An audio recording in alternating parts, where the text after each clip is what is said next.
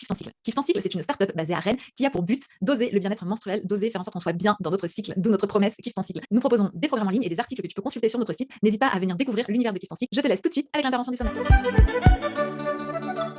Bonjour et bienvenue dans cette nouvelle intervention du sommet Kiffe ton cycle. Cette semaine, on parle de la période particulière de la préménopause à la ménopause et j'ai l'immense plaisir, vraiment, de recevoir Daniel Flomenbon. Bonjour Daniel.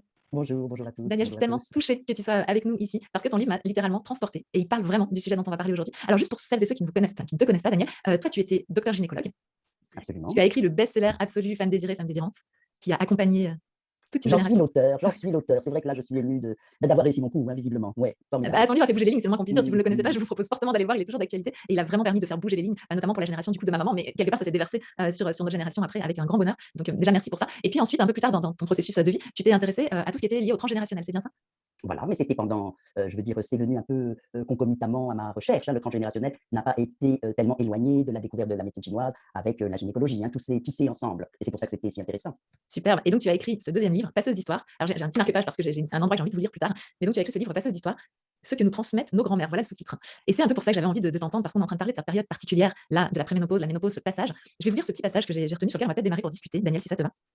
Alors tu nous as dit juste avant que le deuxième printemps, les Chinois de la Chine ancienne appellent le deuxième printemps de la Non, vie. la ménopause, le Oui, c'est ça. deuxième printemps. C'est ça. Les Chinois de la Chine ancienne appellent le deuxième printemps de la vie la période de la préménopause. C'est bien ça.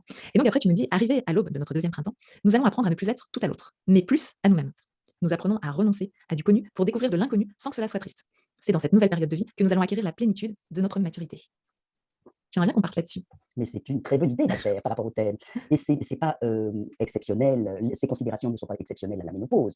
Elles considèrent toutes les périodes de nos mutations et de nos transformations, hein. Le fait de devenir mère, on pourrait mettre la même chose.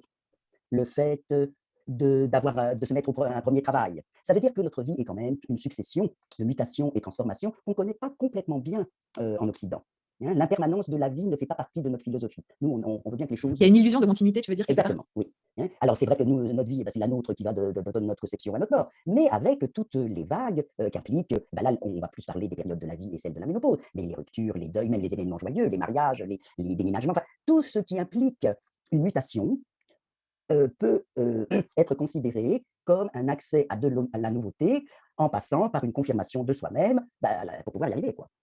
Et un petit peu plus loin dans le livre, tu nous parles aussi d'une notion de deuil. Ça veut dire qu'il faut abandonner quelque chose pour renaître à autre chose.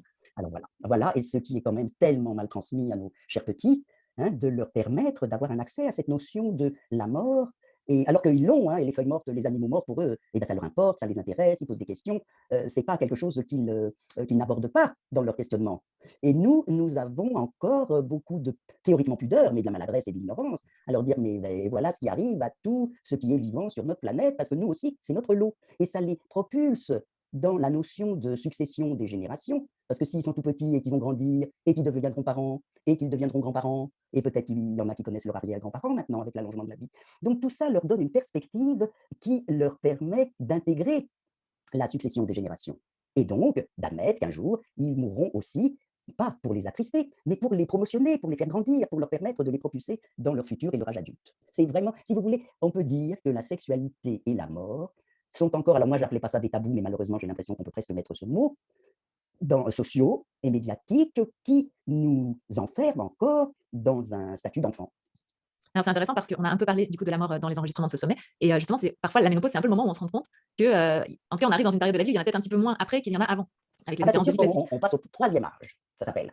Alors maintenant, comme il y en a un quatrième et presque un cinquième, on est encore bien détendu de ce passage, hein. Avant, et il est encore dans une, bah, c'est pour ça que tu me demandes d'intervenir, il a encore toute une imagerie et tout un spectre de fin de vie qui ne correspond plus du tout à la vie que l'on a actuellement. On est effectivement dans un passage et pas des moindres, puisque c'est celui de ne plus être féconde. Alors, c'est quand même un renoncement, une acceptation, une intégration, un ressenti, une conscience, et qui va donner tous les troubles que tu ne vas pas tarder à me demander ou à énumérer, si on ne fait pas ce travail, et ben, de conscience de ce qui nous arrive. Là, moi, ce que j'entends en creux dans ce que tu viens de dire, et dis-moi si c'est vrai, il y a quelque chose un petit peu comme si on n'avait pas compris qu'il restait autant de temps derrière et que nos mémoires, c'était toujours des mémoires de finalement, c'est presque la fin de vie. C'est ça que tu as voulu dire?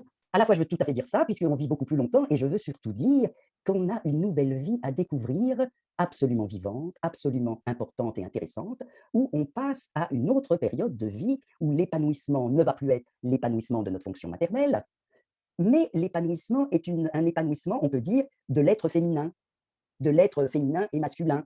on devient la femme plus mature que nous sommes avec ce passage du temps à de ménopause pour se mettre à se considérer différemment et d'une façon plus globale et pas complètement focalisée sur les enfants, ce qui était quand même le cas dans la petite enfance de nos enfants. C'était eux qui nous préoccupaient, j'ai presque envie de dire tout le temps. Et cette préoccupation d'assistanat d'enfants qui ont besoin d'assistance pour se réaliser se dissout. Les enfants n'ont plus besoin. À la ménopause, nos enfants n'ont plus besoin de maternelle pour réaliser leur vie. Donc ça Alors veut ça, dire qu'on a de l'espace qui se crée dans nos vies quelque mais c'est part. ça que je veux dire. Et cet espace, ou bien on a pu l'anticiper, on a pu y penser, on a pu être dans un désir de découverte de la nouveauté. Et puis sinon, alors on s'est laissé un petit peu guider comme un pilote automatique quand on pense qu'il n'y a rien d'autre à faire. Et puis ça peut nous tomber dessus. Et alors consciemment, souvent pas du tout, mais inconsciemment, ça se manifeste par des troubles physiques, par des troubles émotionnels et par des troubles psychiques. Ça veut dire que c'est terrible de devenir triste et malheureuse et effondrée parce qu'on passe la ménopause. Moi, ça me blesse. Ça me blesse parce que c'est tellement agréable d'être encore tellement en forme. On est en forme maintenant quand on est ménopausé. On a des, eh ben, il y a plein de capacités qui s'ouvrent et de possibilités qui s'ouvrent. Alors il faut faire attention, hein, il ne faut pas non plus rêver qu'on va tout réaliser parce qu'on ne va pas pouvoir tout faire. Et comme on ne peut pas tout faire, il faut aller à l'essentiel. Hein, c'est important de ne pas papillonner partout parce que du coup on s'affole aussi et puis on n'est pas forcément satisfait puisqu'on ne réalise rien. Moi, ma satisfaction personnelle du passage du temps, c'est de me sentir de mieux en mieux dans ma peau. Et alors comme je suis une femme, eh ben, je suis de mieux en mieux dans ma peau de femme, de qui je suis. Et les années passent, le temps passe, et je trouve ça excessivement intéressant. Moi, je suis curieuse. Ça m'importe, cette vie. Cette vie m'importe, je la trouve absolument incroyable. Alors, c'est sûr que je fais sûrement un peu ma sauce, hein, comme si c'était tellement formidable, à ne pas du tout vouloir avoir aucune nostalgie. Mais je veux dire que découvrir une période de vie vivante, je pense que c'est ça qu'il faut mettre en exergue par rapport à la ménopause. La transmission d'un sommet sur la ménopause, c'est de dire la capacité de découvrir des choses et de vivre des choses qui nous importent et qu'on n'a pas eu le temps ni la possibilité de faire plus jeune. Ouais, j'adore cette vision-là avec de l'espace, le fait de l'anticiper et se dire: «OK, vers quoi j'ai envie d'aller quelque part dans cette nouvelle espace qui s'ouvre à moi différemment». Et alors, cet espace est complètement nouveau parce que c'est un espace qui est aussi excessivement émouvant, puisqu'on va, avec l'âge, se mettre à avoir besoin de contacter la grande vieillesse de nos aînés et la parentalité de nos enfants. Alors, peut-être pas tout de suite. Et on devient grand-mère.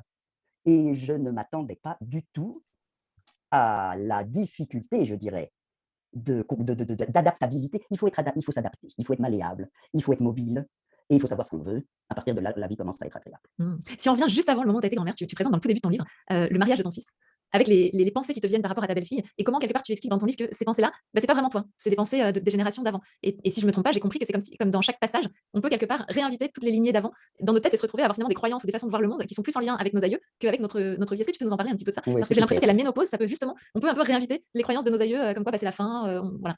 Bah, c'est-à-dire qu'on ne réinvite rien du tout, ça nous habite et ça nous tombe Oui. dessus. Oui, je dis on Et réinvite comme si on le faisait exprès, mais effectivement, ce que tu nous dis, c'est que c'est pas du tout ça. mais c'est pas du tout ça. Bah, c'est le lot de toutes les mutations. Mmh. Hein. Ça veut dire alors on sait bien qu'on n'aura plus ses règles, et souvent on en est content. On n'a pas, un grand nombre de mes clients, mais même la majorité, n'avaient aucune nostalgie d'avoir d'autres enfants alors qu'elles étaient en période de ménopause. Elles avaient fait le deuil d'une maternité future. Et même si c'était bon, à moitié vrai, mais elles le pensaient, elles étaient sincères. Non, là, on est dans le fait, comme on est déstabilisé et ému de changer de statut, de fonctionnement, de vie, on tient moins bien, on est plus fragile. Et à ces périodes de mutation, ce sont ces périodes de mutation, alors quand tu dis qui invite, moi je veux bien reprendre ton expression, mais ce sont les périodes qui invitent, ce n'est pas nous qui invitons. Ces périodes de mutation invitent comment on se réemboîte ou comment on est colonisé, comment à ce moment-là on est habité par les croyances, les façons de vivre de nos ancêtres, de nos mères, de nos grands-mères. Comme on devient la proue des générations et que c'est comme un emboîtement de poupées russes, eh ben, on hérite de leur façon de penser. Cette ménopause, pour rester bien focalisé sur le sujet, mais la ménopause à cette époque, mais c'était un drame. Moi, en tout début de ma gynécologie, parce que ça ne se dit plus maintenant, mais les femmes venaient me voir en me disant: «Je suis foutue, je me sens foutue, j'ai perdu mon goût de vivre, je ne sais plus ce que j'ai à faire, je m'occupais de mes enfants». J'étais mère de famille. C'est Alors, mon identité quelque part, c'est ça? C'était leur identité. exactement. Et les voilà à perdre leur identité au point de se dépersonnaliser. Hein, ça donne des maladies mentales de se dépersonnaliser, de plus savoir qui on est. Et au point d'avoir des troubles somatiques. Alors, bah, écoutez, je ne crois pas que je vais faire une liste exhaustive, tellement elle est importante. Hein, les bouffées de chaleur, les insomnies, la dissolution, la disparition du désir sexuel. Bien sûr qu'on va en parler un peu particulièrement dans ceux qui font cycle. Et les problèmes de poids, et les problèmes de fatigue, hein, quand on est à vous savez, moi je dis souvent, quand on manque d'énergie, on pense comme ça et puis, quand, on a de l'énergie, on pense comme ça. Mmh. Ça veut dire un écroulement énergétique nous fait perdre notre façon de penser. On est on perd sa clarté d'esprit. On perd ses esprits, on perd sa clarté d'esprit et donc c'est complètement fondamental de réaliser à ce moment-là que l'on hérite d'une symptomatologie. On hérite et on habite et on est habité par une symptomatologie dont nous ne sommes pas à l'initiative, mais nous l'hébergeons et qui correspond à la façon de penser et de vivre de nos ancêtres et de la société. La ménopause était réellement considérée, c'était pas complètement faux, hein, on mourait vraiment beaucoup plus jeune. C'est ça. C'est ça, il y avait même beaucoup moins de femmes qui arrivaient jusqu'à la ménopause, il y a quelques générations de ça, donc effectivement. Voilà, hein, donc c'est d'être foutu, ça veut dire que, eh ben, ça veut dire que la mort est prochaine et que du coup, on vit réellement une révolution. C'est une révolution ce que je suis en train de raconter Mmh, bien sûr. encore. Hein. On est encore en train de constater que, waouh, il y a tout un pan de vie qui s'ouvre devant nous et quand même à nous de l'habiter et à nous de le faire vivre pour être dans la justesse de sa vie, dans la satisfaction. Vous savez, moi j'ai appris la médecine chinoise et les taoïstes, ils parlent de que la vie est une réalisation personnelle. Donc, on sent qu'on se réalise, qu'on se confie, qu'on devient de plus en plus nous-mêmes, et ça se ressent si on est attentif à cette sensation. Mais ça veut dire que quelque part, on porte des mémoires d'un temps où ménopause voulait quasiment dire fin de vie, mort, et donc elles sont là à l'intérieur de nous. Donc en prendre conscience, c'est les regarder pour leur dire: «Hey, quelque chose a changé, aujourd'hui c'est plus ça». C'est ça que tu veux Oui, nous dire? mais c'est absolument ça, merci Gaëlle, tu décris ça parfaitement. Ça veut dire que c'est pas qu'on on va leur dire, on va déjà essayer de s'y retrouver dans ce fatras. D'un seul coup, on se dit: «Mais qu'est-ce qui nous arrive?» puisque nous, on ne pense pas à la vie comme ça et puis on n'arrive pas à vivre comme on pense. Donc on est obligé de prendre conscience, de voir qu'il y a quelque chose, un hiatus entre ce qu'on pense et de ce qu'on ressent et ce qu'on vit.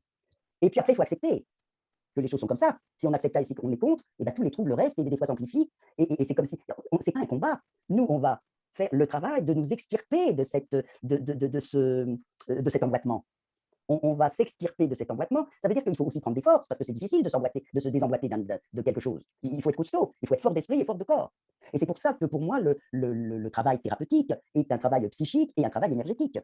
Ça veut Ouais, dire pour le avoir travail, suffisamment d'énergie pour pouvoir passer ce cap-là et absolument. revenir à soi quelque part, Et puis plutôt se que demander d'arriver à être qui on est, et plutôt que d'être enfermé dans nos mères et nos grands-mères et nos tantes et nos arrière-grand-mères. Je veux dire, et elles avaient des vies si dures et si, c'était terrible. Elles n'arrêtaient pas de la journée, bah, elles n'avaient pas le droit de penser, elles n'avaient pas le droit de voter. Enfin, je veux dire, quand je parle de révolution, c'est une vraie révolution. Hein. Nous sommes devenus quand même des femmes libres de notre vie.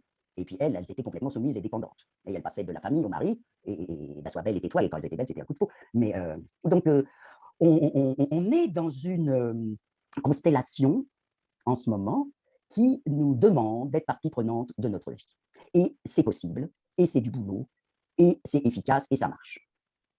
moi je retiens du coup que tu nous as dit: «Il faut accueillir déjà, la première chose» et ça me rappelle, un de mes maîtres qui dit: «Tout ce à quoi on persiste résiste». Non, c'est le contraire, tout ce à quoi on résiste persiste. C'est bien. Et effectivement, si on commence par être d'abord en lutte contre ce qui nous arrive, on n'accueille pas pour le transcender quelque part, Le transformer, le transformer. le lâcher. C'est à nous de lâcher nos encombrements. Et personne ne peut le faire à notre place. On peut se faire aider pour y arriver, mais c'est à nous de faire ce travail. C'est à nous d'être actifs en sachant que c'est tout bénéfice. Hein. Et alors, comme nous sommes les humains, on est fidèles. Hein, on est fidèles aux gens qui nous ont mis au monde. Bien sûr qu'on les aime. Et on ne veut pas leur faire de peine et on ne veut pas les lâcher. Il y a une fidélité, je dirais, qui est très mal placée. Parce que c'est comme si on les lâchait, on n'était plus des gentils enfants. Mais ce n'est pas du tout la question. Un parent sera toujours heureux de voir son enfant se propulser dans sa vie. C'est nous qui restons des enfants avec eux. Mmh. Waouh, ça fait une belle transition vers ce vers quoi j'avais envie de t'emmener aussi, c'est qu'il y a aussi une autre bascule, tu en parles dans ton livre, c'est que, il y a le fait de devenir grand-mère et donc passeuse d'histoire. C'est ça le titre de ton livre. Alors c'est ça, moi j'aimerais bien t'amener sur cette deuxième version qui est: OK, on a compris que nous, on avait un travail à faire pour sortir de cet empilement de poupées russes et on en fait quoi de cette sortie? Qu'est-ce qu'on transmet à nos enfants? Qui on est? Tu vois, tu parles dans le livre de cette notion de devoir réinventer quelque part ta place aussi. Voilà, Heu, parce que les grands-mères d'antan, hein, si je caricature, elles répétaient à peu près à l'identique la vie de leur mère et de leur grand-mère. Mais nous, on a à inventer notre présent, puisque le passé est devenu obsolète. Donc, eh ben, on en fait quoi? Eh ben, on leur raconte ça. On leur raconte ça à nos petits-enfants. On leur raconte que, eh ben, qu'on a beaucoup de chance parce que maintenant, on est en forme. Hein, et qu'avant, les grand-mères, elles étaient vieilles plus tôt. Et donc, elles pouvaient pas jouer, elles pouvaient pas courir. Il y avait eu les guerres, elles étaient malheureuses, elles pleuraient, ou alors elles étaient seulement dans la cuisine. Enfin, peu importe. Hein, chacun son style à inventer, de se faire comprendre à nos petits-enfants que nous aussi, on est dans l'émerveillement et la recherche de notre vie. Hein, elle est pas là. Hein, puisqu'avant, on était dans ce pilote automatique. Et puis maintenant, on a c'est comme si c'était les propriétés émergentes. Tu sais, moi, la propriété émergente, pour moi, a été une notion très importante, où j'ai compris justement qu'à un moment d'une constellation propice, des forces différentes et complémentaires pouvaient faire émerger du nouveau. Mais ce nouveau contenait toujours la mémoire des systèmes précédents. Ça, j'ai appris ça avec un biologiste anglais qui s'appelle Rupert Sheldrake. Sheldrake, formidable ce monsieur, formidable. Et j'ai eu la chance de pouvoir le rencontrer et je lui ai dit que c'était tellement important pour moi qu'il dise que l'émergence contient la mémoire des systèmes précédents, puisque c'est ce qui nous fait comprendre l'héritage transgénérationnel. On n'a pas du tout envie d'être toujours porteur des non-dits, des secrets, des maladies, des abus, des horreurs, des drames, des traumatismes de notre famille. Mais c'est ce que je te dis, ce n'est pas une invitation, c'est on les contient. Et on ne peut pas les contacter. Moi, l'émotion de ressentir des événements, de me sentir justement emboîté dans les femmes de ma famille en devenant grand-mère et en n'étant pas très sympa, m'a complètement interloqué. Je me disais, mais qu'est-ce que j'ai fait avant alors pour que ça me tombe dessus maintenant? Mais je ne pouvais pas le contacter avant parce que je n'étais pas devenue grand-mère. Ça ne pouvait pas s'actualiser. Le transgénérationnel s'actualise à des périodes de fragilité. C'est pas qu'on n'a pas fait du bon boulot avant, mais c'est qu'il y en a, et c'est pour ça que ça continue jusqu'à la fin de sa vie. C'est pour ça que notre attention et notre respect de nous-mêmes, en tous les cas, moi, c'est ma prétention, c'est de pouvoir d'être consciente le plus possible de ce qui m'arrive, et pour être le moins déstabilisé aux nouveaux coups qui vont m'arriver, parce qu'il y en a tout le temps. On ne peut pas dire, ça y est, c'est passé. Il y aura toujours des deuils, il y aura toujours des drames, on va perdre des amis. Je ne sais pas, on ne peut pas penser qu'on va finir sa vie sur un long fleuve tranquille. La vie, c'est pas comme ça. Alors, j'adore, parce que je vois tes paroles. Mais là, il y a une question qui vient, c'est que je me dis, le corollaire au fait que les choses changent, c'est aussi que les femmes des générations là, qui arrivent à la ménopause peuvent avoir l'impression d'être considérées comme complètement has-been par leurs enfants. Puisqu'il y a énormément de choses qui ont changé. Tu vois, dans les générations précédentes, les mamies pouvaient venir en disant fais comme ci, fais comme ça, etc. Et puis aujourd'hui, tu en parles un petit peu dans ton livre. Quand tu vas voir la jeune maman et qu'en tant qu'ancienne, tu lui dis tu pourrais faire comme ci, tu pourrais faire comme ça, la jeune maman va te dire non, c'est plus du tout comme ça qu'on fait. Et on peut avoir cette sensation de plus servir à grand chose à ce niveau-là, tu vois. Et tu nous parles d'adaptation. Alors j'aimerais bien t'entendre parler de ça. Et c'est fondamental parce que le changement social qui fait que l'accouchement, la mise au monde, la naissance n'est plus une histoire de femme, mais est devenue une histoire de couple, et pour le bienfait de tout le monde et de l'enfant à venir, ça met complètement la grand-mère sur la touche. Et elle a une adaptabilité à faire ce qu'on lui demande. On lui demande d'être là, on est contente. On lui demande de ne pas être là, on se demande de ne pas être mécontente. Et voilà. Ça veut dire que la perspective, le rôle, on pourrait dire, de la grand-mère a changé. Mais elle n'a pas changé par rapport au fait de pouvoir être une passeuse d'histoire. Parce qu'avant, elle était toujours là, utile, indispensable. Et puis maintenant, c'est selon le bon vouloir et l'acceptation des jeunes, et qui deviennent parents, et aussi sont complètement débordés. Ils n'ont pas forcément envie d'une grand-mère dans les pattes, ça les encombre. Ils n'ont pas envie d'avoir leur mère avec eux. C'est compliqué d'avoir une mère à côté de soi. Mais il y a ce rôle de passeuse d'histoire. Alors parle-nous un peu plus de ce rôle. Moi, il m'interpelle, il me touche énormément et j'ai toujours senti ça, mais j'ai l'impression que les jeunes autour de moi le ressentent moins. Tu vois, moi, j'ai toujours été même dans mon travail, aller voir les anciens pour savoir un peu quel était l'historique, qu'est-ce qui s'était passé, etc. Et j'adorais ça, mais je sentais bien que j'étais un peu un extraterrestre. Donc j'aimerais bien que tu nous en parles un petit peu de ça. Qu'est-ce que c'est qu'une passeuse d'histoire? Comment ça se fait? Mais alors, qu'est-ce que j'ai envie de dire? Ça se fait parce qu'elle parle. Elle parle, alors des fois elle parle trop, des fois elle parle tout le temps, mais elle raconte comment c'était avant. Et il y a la grande histoire, et puis il y a l'histoire familiale. Donc il y en a des choses à dire. Et elle va susciter les questions. Alors qu'est-ce qu'on raconte? On raconte, déjà, on parle de comment on était petite à leur âge, et comment on est arrivé dans cette famille particulière, qui parlait la langue particulière, qui était de ce pays. Euh, on est tous dans, et il y a eu des migrations tout le temps, hein. Et donc, on raconte d'où on arrive. On leur raconte notre histoire aussi, d'où on arrive, nos parents, comment étaient nos parents, comment ils nous considéraient. Et bien justement, est-ce qu'on voyait, moi, mes petits-enfants, ils savent que j'ai pas eu de grand-mère. Ils savent qu'elles étaient mortes avant ma naissance. Et elles savent que celle de mon père, la mère de mon père était morte quand mon père avait 3 ans. Donc, ça a été vraiment dur. Et donc, plus tard dans sa vie, il a vraiment voulu défendre, faire en sorte que la mère de ses filles puisse être vivante, puisque c'est ce qu'il n'avait pas eu. Donc, on en profite pour raconter le fil de notre histoire personnelle, et tissé et conjugué avec les événements du pays, les événements du monde, les guerres. Alors moi, il me demande, parce que moi, je suis né pendant la guerre, et alors c'est les guerres, la guerre, et j'ai du mal à en parler parce que moi, c'est mon traumatisme. Alors, mais bon, je me demande quand même de savoir leur répondre, hein, leur donner l'ambiance. Parce que passeuse d'histoire, c'est leur permettre d'être eux-mêmes, hein, c'est pas du tout de nous raconter. C'est lui, le petit enfant, qui est important. On se demande de lui apporter des connaissances qui vont l'aider à devenir lui-même. J'ai cette image, est-ce que quelque part tu arroses les racines quelque part de cet enfant-là? Tu permets aux Absolument, racines de pousser? absolument. Et d'être présente, déjà, parce que les racines existent, hein, et puis nous, on est moitié dehors, moitié dedans. Hein, et absolument, voilà. Hein, on arrose les racines, on leur dit qu'il y a des racines, qu'ils n'arrivent pas. Ils arrivent avec une histoire. Ils arrivent avec une histoire, et du côté de leur père, même s'ils ne le connaissent pas, du côté de leur mère, même s'ils ne la connaissent pas. Il y a une histoire, c'est obligé.